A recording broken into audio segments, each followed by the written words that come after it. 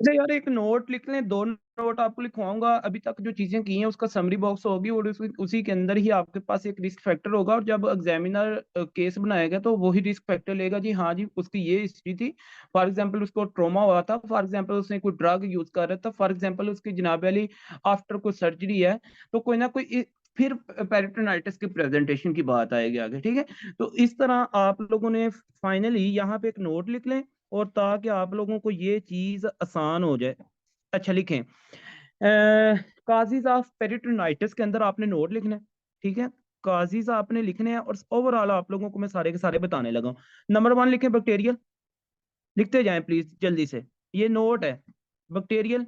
और बैक्टीरियल के अंदर आप लोग लिखेंगे, नंबर टू पे आप लोग लिखेंगे बैक्टीरियल के बाद जनाबे आप लोगों ने लिखना है केमिकल। केमिकल के बाद आप लोगों ने लिखना है एलर्जिक। एलर्जी के बाद आप लोगों ने लिखना है जनाबली यहाँ पे ट्रोमेटिक। ट्रोमेटिक के बाद ट्रोमेटिक, और नंबर फाइव पे आप लोगों ने लिखना है जनाबली एस्कीमिया। एस्कीमिया। और नंबर सिक्स पे आप लोगों ने लिखना है मिसलीनियस। मिसलीनियस। ठीक हो गया जी। तो ये आपने आपके पास। अब देखें, बैक्टीरिया के अंदर मैंने आप लोगों को बता दिया, कुछ गैस्ट्रो इंटेस्टाइनल के थ्रू, वो उनका रूट होता है, जिसमें आप लोगों को इकोलाई की बात की है, जिसमें क्लेमिडिया की बात की है, जिसमें इंटीरियोकोलाई की बात कर लिया हमने, जिसमें क्लेब्सिला की बात कर लिया, जिसमें बैक्टीरियोइड्स की बात कर लिया, ठीक है। ये सारे बैक्टीरियाज है। अच्छा, ये बैक्टीरियाज की बात तो आप लोगों ने कर लिया यहाँ पे। उसके बाद केमिकल के अंदर आप लोगों ने जनाबली किसकी बात की है? बाइल की। केमिकल के अंदर आप लोगों ने बात की है जनाबली ब्लड की। केमिकल के अंदर आप लोगों ने जनाबली बात की है बेरियम अनीमा की। ये आप लोगों के पास सारे के सारी चीजें आ गई हैं। अच्छा, एलर्जी। एलर्जी के अंदर जनाबली क्या होगा? स्टार्च।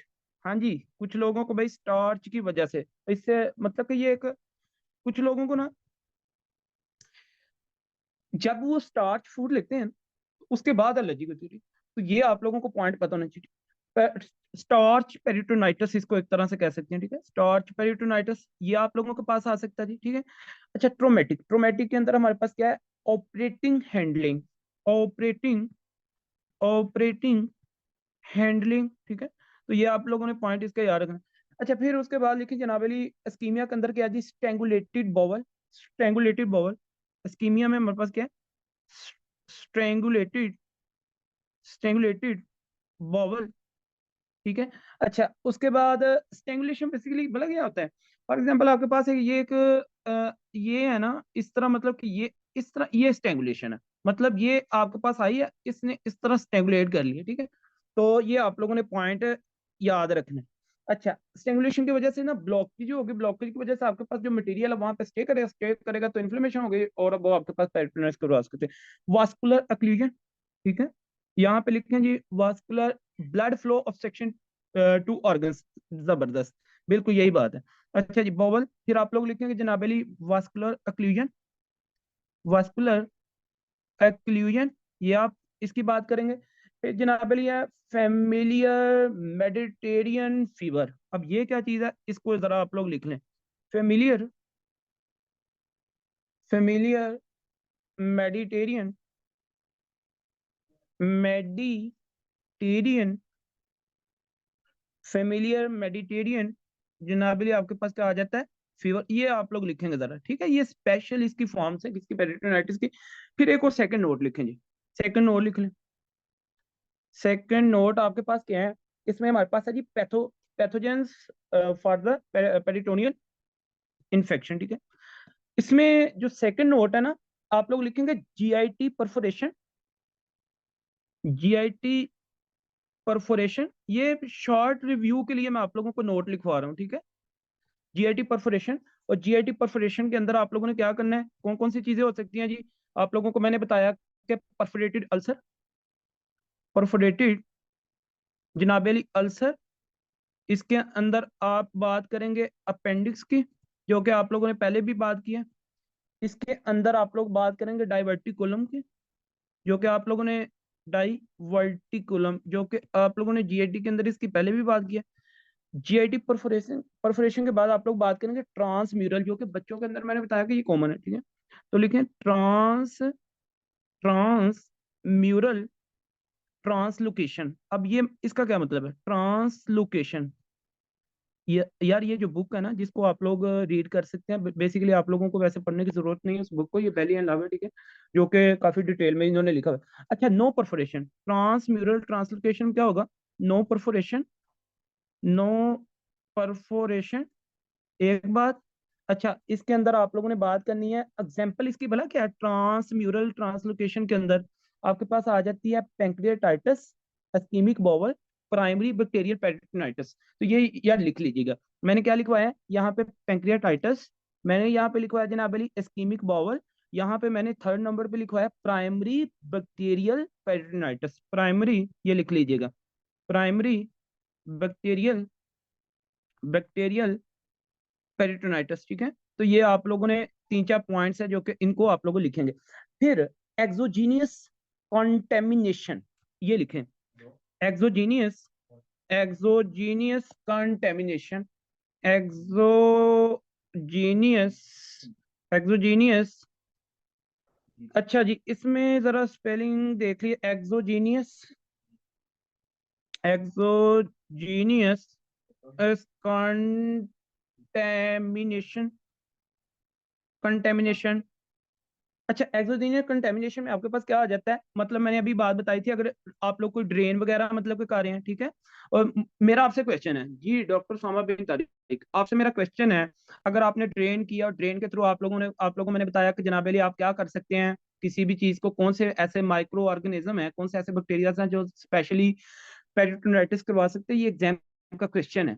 हाँ जी बताएं ना प्लीज, वाई स्किन वाउंड, आप लोग बताइए जरा इसका। हाँ जी, कोई ट्रेन वगैरह आप कर रहे हैं फॉर एग्जांपल, या ओपन सर्जरी है? हेलो, ओपन सर्जरी, आवाज आ रही है? ओपन सर्जरी है। अच्छा, मैंने ये क्या है, मेरा क्वेश्चन आपसे ये है कि स्किन वाउंड के थ्रू आपके पास ऐसे कौन से दो बैक्टीरियाज हैं जो most commonly can lead to peritonitis? हाँ जी, ये क्वेश्चन था। ओपन, ओपन सर्जरी या कोई ट्रोमा वगैरह? हाँ जी, आपके पास बैक्टीरिया थे जनाब अली स्टेफाइलोकोकस और स्ट्रेप्टोकोकस, ठीक है, ये मैंने आपको बता दी। ट्रोमा और पेरिटोनियल डायलिसिस, ये इंपॉर्टेंट है यार, इसके ऊपर स्टार लगा लीजिएगा। पेरिटोनियल, पेरिटोनियल डायलिसिस अगर आप कर रहे हैं तो इसकी वजह से भी हो सकता है एक्सोजीनियसली, बाहर से माइक्रो ऑर्गेनिज्म एंटर हो सकते हैं। फिर लिखें female genital track infection, female, female genital, genital track infection.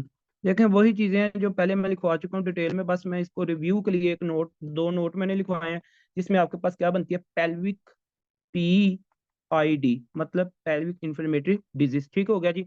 और STI, पोस्ट STI आप लोगों को मैंने बता दिया।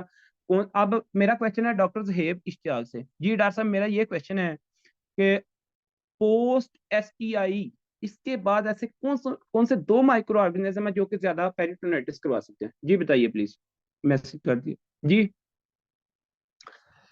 हाँ जी, ये क्वेश्चन तो यार बड़ा आसान है, और मैंने डॉक्टर ज़हेब तो बल्कि नहीं है यहाँ पे। जी doctor Talha, doctor Junaid, post STI ऐसे कौन से दो माइक्रो ऑर्गेनिज्म हैं जो कि जनाबेली करवा सकते हैं आपके पास पेरिटोनाइटिस? क्लेमेडिया और साथ में नाइजीरिया गनोरिया, ऐसे ही है ना? तो ये आप लोगों को पॉइंट भी इसका पता होना चाहिए। अच्छा, उसके बाद क्या जी, हेमेटोजीनियस स्प्रेड, हेमेटोजीनियस, हेमेटोजीनियस स्प्रेड। तो मैंने आपसे पूछा था, पता है आपको डॉक्टर तलहा, मैंने आपसे पूछा था।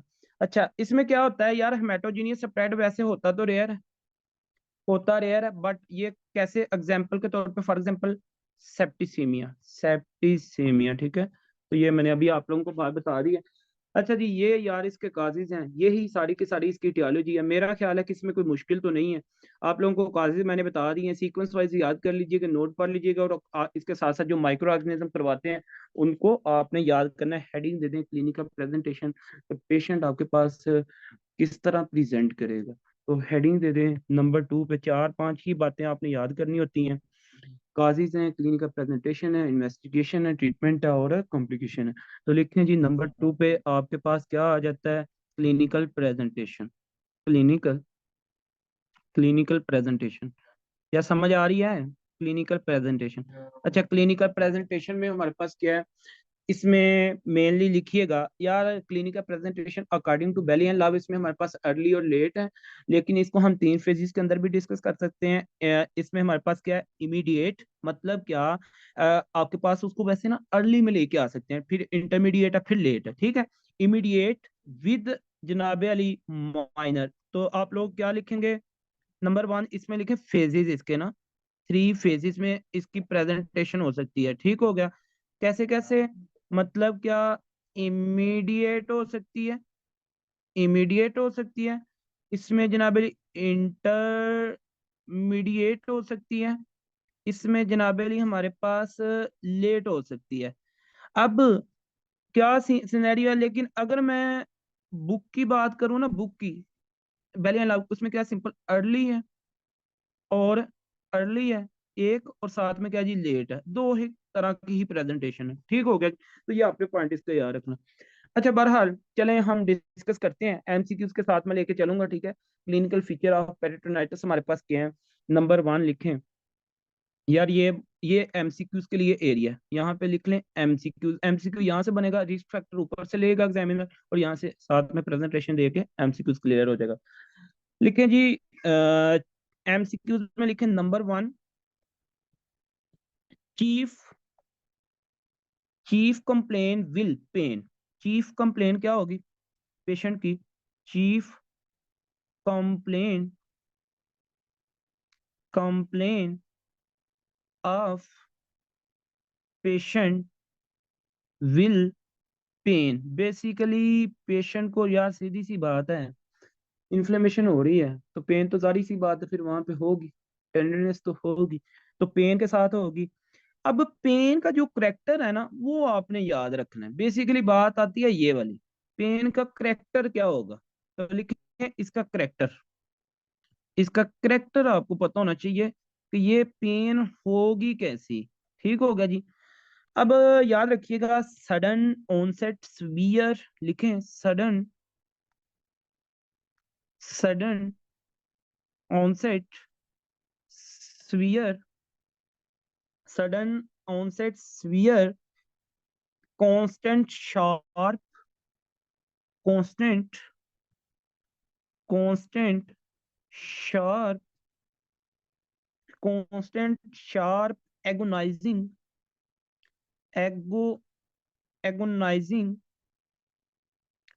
Agonising abdominal pain, abdominal pain, ये है जी भाई इसका करेक्टर, abdominal पेन।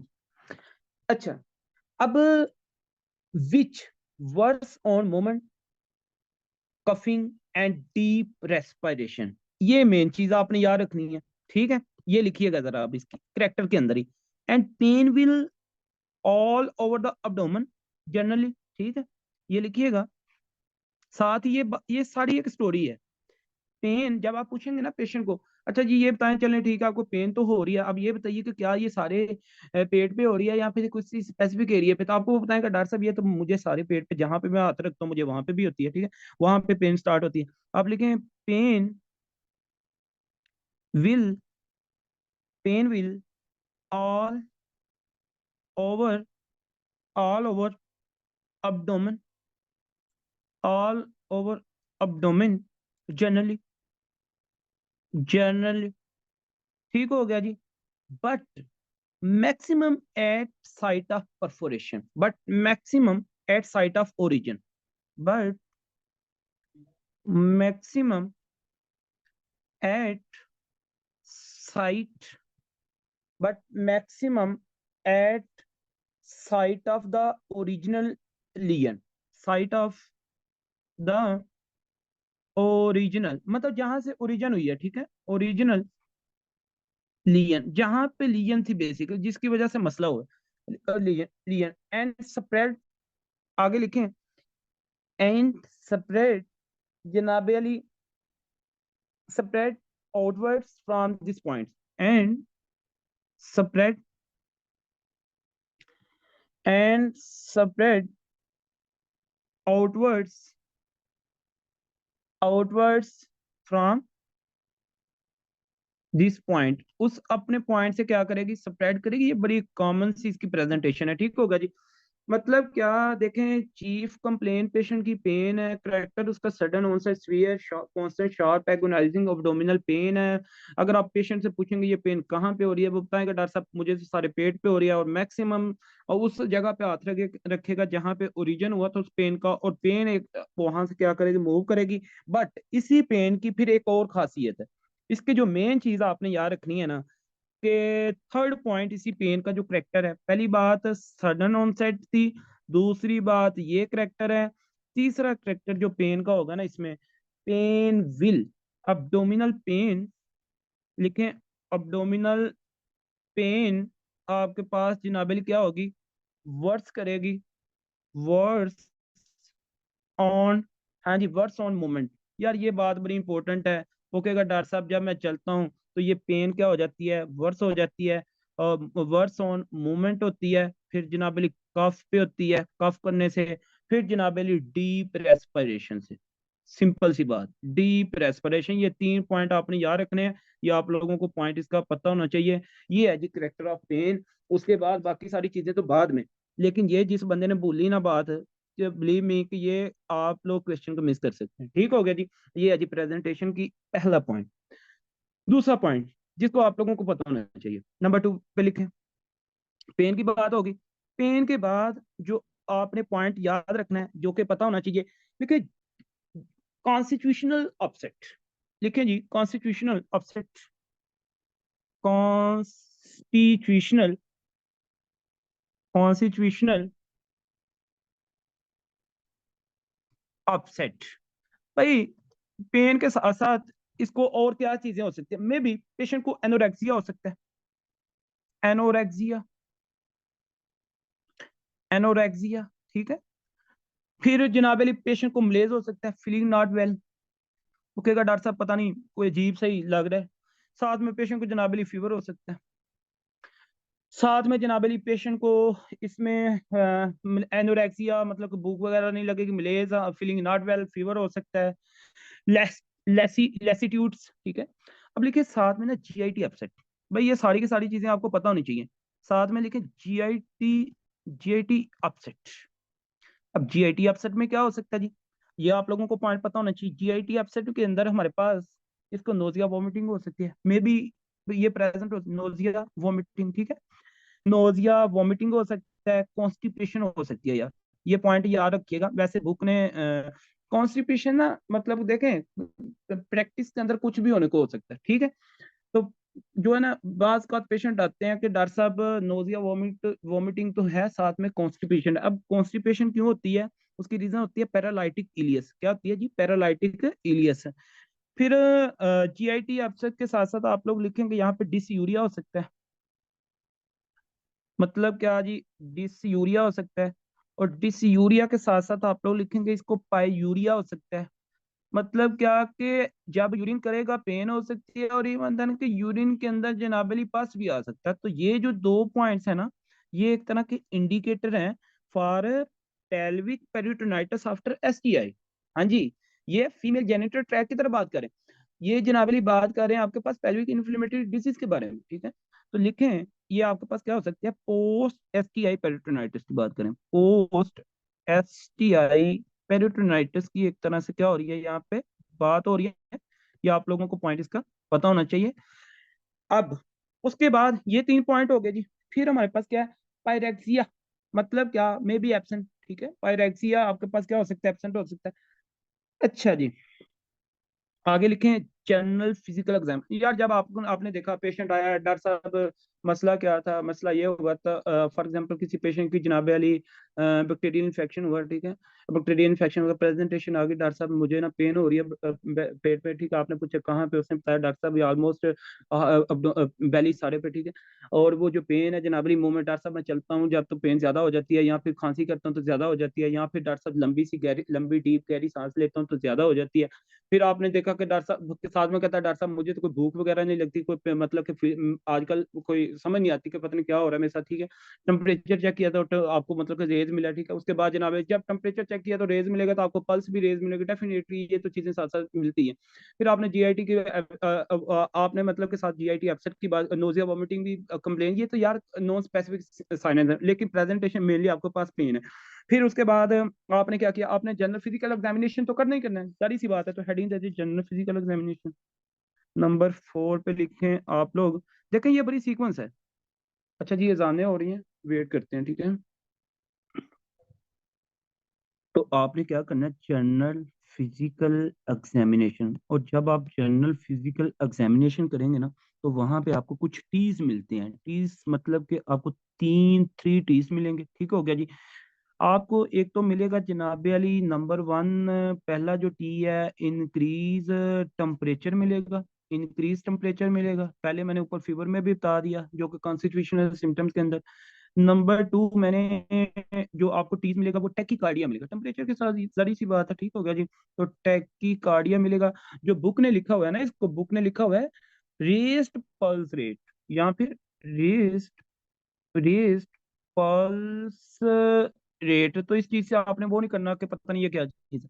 अच्छा, फिर जनाब अली आपके पास जो थर्ड पे चीज मिलेगा, आपको मिलेगी टेंडरनेस। भाई टेंडरनेस आप तब कहते हैं जब आप बाय हैंड्स चेक करते हैं, ठीक हो गया जी। तो आप हाथ लगाने की कोशिश करेंगे पेट पे, तो पेशेंट आपको लगाने नहीं देगा, क्यों, रीजन पेन होगी। तो ये कुछ टीज हैं जो कि आप लोगों को मिलती हैं, ठीक हो गया जी। और टेंडरनेस के अंदर भी आपने याद रखना है कि टेंडरनेस याद रखिएगा, ग्वाडरिंग होगी, रिजिडिटी होगी, rebound of the abdominal wall, ठीक है। तो इस तरह आप लोगों ने पॉइंट याद रखना है इसके साथ साथ ही। अच्छा, उसके बाद अगर तो मेल है, सुन लें जी, ये बात भी एक इम्पोर्टेंट है, एक नीचे लिखते, if male, if male then, फिर क्या होगा, if male then mode of breathing, if male mode of breathing will, generally mode of breathing will thoraco thoraco abdominal. यार ये मैंने आप लोगों को जीआईटी के अंदर भी बात है, थोरैको अब्डोमिनल पैटर्न, बल्कि इसके रेस्पिरेटरी एग्जामिनेशन में भी मैंने ये बताया हुआ है। नॉर्मली क्या होता है, रिकॉल कर लें, मैं नोट लिखवा देता हूँ, फिर एक दफा रिकॉल कर लें। नॉर्मली मेल के अंदर अब्डोमिनो थोरेसिक जो है ना, मोड ऑफ ब्रीथिंग होती है, लेकिन इसके अंदर भी चेंज हो जाता है। If male then mode of breathing will thoraco, पहले थोरेसिक फिर अब्डोमेन। लेकिन नॉर्मली क्या होता है, अब्डोमिनो थोरेसिक। बट फीमेल के अंदर क्या होता है, in female first move chest then abdomen. ये फीमेल वाला पैटर्न मेल के अंदर फिर होता है, ये चीज आप लोगों को पॉइंट पर, क्यों वाला क्या है, मैंने अभी बताया ना कि पेन आपके पास बढ़ सकती है किसकी वजह से, मोड ऑफ ब्रीथिंग के साथ, डीप रेस्पिरेशन के साथ। इसलिए वो बंदा पेशेंट जो है वो डीप रेस्पिरेशन नहीं करता, तो मोड ऑफ ब्रीथिंग भी क्या हो जाती है, चेंज हो जाती है इसमें मेल में, ये आप लोगों को पॉइंट पता होना चाहिए।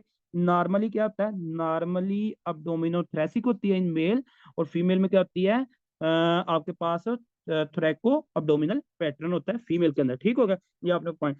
लेकिन फीमेल में भी ऑपोजिट होता है इन प्लूरल एफ्यूजन, मैंने आप लोगों की ये बात बताई थी प्लूरेसी के अंदर, ठीक है। ये आप लोगों ने पॉइंट याद रखना है। अच्छा, ये तो था जी जनरल फिजिकल एग्जामिनेशन में। नंबर 2 पे पॉइंट आप लोग लिखे हैं, पल्पेशन। जब आप पल्पेशन करते हैं ना, पल्पेशन, यार पल्पेशन के अंदर ना आपको क्या मिलता है, टेंडरनेस मिलती है, लिख लें जरा प्लीज। टेंडरनेस पल्पेशन पे आपको मिलती है, टेंडर टेंडरनेस मिलती है। टेंडरनेस के साथ साथ आपने याद रखनी है आप लोगों को ग्वाडरिंग, QUARD ग्वाडरिंग, या फिर रिजिडिटी मिलती है, पेट की रिजिडिटी, रिजिडिटी, ठीक होगा जी।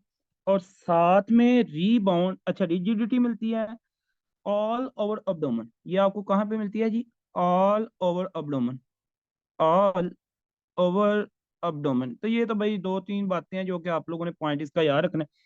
अच्छा, फिर क्वेश्चन पे आपको क्या मिलता है जी, rebound of the abdominal wall, ठीक, इसको आप लोगों ने पॉइंट याद रखना है। फिर लिखें परक्शन, परक्शन पे क्या आपको मिलेगा, जो आप फिंगर के साथ करते हैं, परक्शन विल शो, आपको परक्शन शो करेगी, शोज, ये आपको शो करेगी जनाबली असाइटिस, मे बी असाइटिस, तो ये आपने पॉइंट इसका याद रखना है, ठीक होगा जी। साइटस बेसिकली है साइन है फ्लूइड का, ये पॉजिटिव हो सकता है, डलनेस में आपको साउंड वगैरह मिल सकती है, ये आप लोगों ने पॉइंट इसका याद रखना है। अस्कुल्टेशन पे क्या मिलेगा जी, सुन लें जी।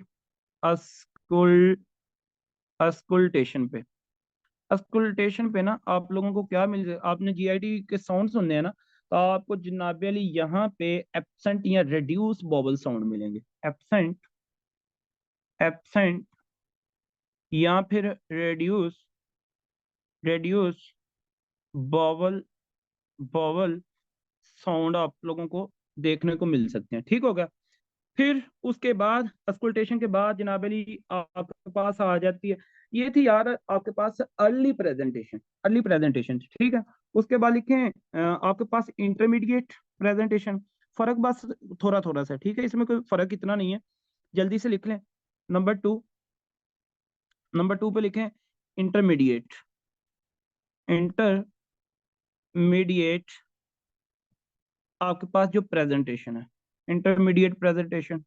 अगर मतलब एक पेशेंट है वो मतलब पेरिफेरली एरिया से मेडिसिन खा रहा है पेन के लिए, वो कहता है क्या हॉस्पिटल जाना है, और एक टाइम आता है कि थोड़ी सी वो वर्स करती है, तो फिर क्या हो सकता है, intermediate presentation with in hours होती है, ठीक है। ये क्या है, विद इन आवर्स, मतलब कुछ ही आवर्स, ये आप लोग बात कर सकते हैं।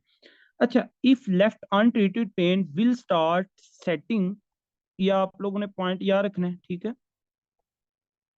If left untreated, untreated will pain will start setting, तो पेन आपके पास वहां पे सेटिंग करना स्टार्ट हो जाएगी। जीआईटी अपसेट सेटिंग होंगे, ठीक है। जीआईटी अपसेट आपके पास मतलब के वर्ड्स होंगे, सेटिंग, ये आपने पॉइंट याद रखना है। फिर जनाब अली आपके पास on examination, on examination, O slash E का मतलब ऑन एग्जामिनेशन, आपको जनाब अली थ्री जो टीज है ना, जो तीन टीज आपने पढ़े हैं वो पॉजिटिव मिलेंगे, वही बातें हैं, ठीक है। आप लोगों को जनाब अली वही टेंडरनेस मिलेगी, वही टेंडरनेस मिलेगी, वही आप लोगों को ग्वाडरिंग मिलेगी, वही रिजिडिटी मिलेगी। अच्छा, ग्वाडरिंग बेसिकली डिक्रीज हो जाती है, रिजिडिटी मिलेगी, रिजिडिटी मिलेगी, और आपके पास जो ग्वाडरिंग है ना, ये इसके बारे में याद रखिएगा, ये आपके पास क्या हो जाएगी, ये आपको डिक्रीज मिलेगी। अच्छा, लोकलाइज्ड मैसेज या स्वेलिंग मिलेगी due to abscess formation in different phases, ये साथ में लिखें। आपको क्या मिल सकता है, लोकलाइज्ड, लोकलाइज्ड मैसेज या फिर स्वेलिंग, स्वेलिंग, और इसकी रीजन क्या है ये देख लें। Due to abscess, abscess formation, abscess formation, सारी सी बात है, एब्सेस फॉर्मेशन तो होगी, बॉडी की इम्यूनिटी भी काम करेगी, और ऊपर से जनाबली एंटीजन जो आपके पास है वो भी काम करेगा, तो एक फाइटिंग होगी, तो वहां पे सेल्स की नेक्रोसिस होगी, तो वो एब्सेस की फॉर्मेशन में आपके पास देखने को मिलेगी। तो due to abscess formation generally in different places, in different places, ठीक है, इन डिफरेंट डिफरेंट प्लेसेस, ये आप लोगों ने पॉइंट इसका याद रख लेना। अच्छा जी, उसके बाद लिखें नंबर थर्ड पे, जल्दी से थर्ड पे लिखें लेट प्रेजेंटेशन। अभी मैं इसको रिवाइज करने लगा हूँ सिर्फ एक दो मिनट के अंदर, सारी जो भी हमने अभी तक पढ़े, तो लेट प्रेजेंटेशन लिख लें जरा। इसमें आपको क्या मिल सकता है जी, alter state of consciousness, patient आप लोगों को इवन देन अपनी होशोवास में देखने को नहीं मिल सकता, ये हॉस्पिटल में आप लोगों को, ठीक है, अनकॉन्शियसनेस पेशेंट हो सकता है, और इवन देन पेशेंट को जनाब अली लेट के अंदर, बड़ी इंपॉर्टेंट बात, सेप्टिक शॉक के साथ आ सकता है, सेप्टिक शॉक के साथ आपके पास आ सकता है, ये आपको पॉइंट पता है। अच्छा, सेप्टिक शॉक है, इसमें क्या होगा कि सिस्टेमिक इन्फ्लेमेटरी रिस्पॉन्स सिंड्रोम, मतलब इसमें आपको दो चीजें मिलेंगी, एक आपके पास SIRS मिल सकता है, और दूसरा आपको क्या मिल सकता है, MODS, ये दो बातें आपने याद रखनी है। अब SIRS का मतलब ये है कि सिस्टेमिक इन्फ्लेमेटरी रिस्पॉन्स सिंड्रोम, और मोड का मतलब है मल्टी ऑर्गन डिसफंक्शन सिंड्रोम, ठीक है, इन लेटर स्टेजेस, ये भाई लेटर स्टेजेस की मैं बात कर रहा हूँ, ये आपको पॉइंट पता होना चाहिए। ऑन एग्जामिनेशन क्या मिल सकता है आपको यहाँ पे, patient will in state of shock, ठीक है, डेवलप मैसिव एस्टाइटिस, एस्टाइटिस मैसिव एस्टाइटिस भाई, मैसिव एस्टाइटिस। तो सिंपल सी बात ये है, देखें जी, this is all about presentation of the patient. मैं भी 1 मिनट के अंदर सारा रिवाइज करने लगा हूँ। अगर आप लोगों ने लिख लिया तो मुझे जल्दी से बताइए प्लीज, आप लोगों ने अभी बताना।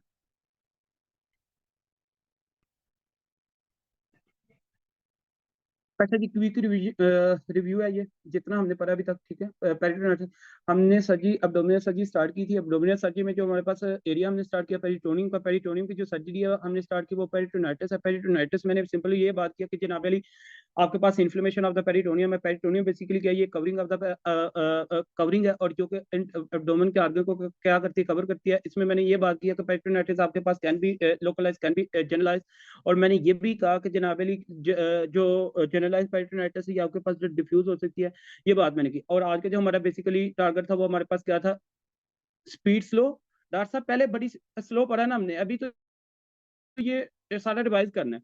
अच्छा, जो जनरलाइज पेरिटोनाइटिस, इसमें हमारे पास जो इसको दूसरा नाम डिफ्यूज भी है, इसको आज का जो हमारा टारगेट था वो जनरलाइज था, ठीक है। जनरलाइज पेरिटोनाइटिस के अंदर में हमने बात की कि आपके पास एटियोलॉजी क्या हो सकती है जनरलाइज।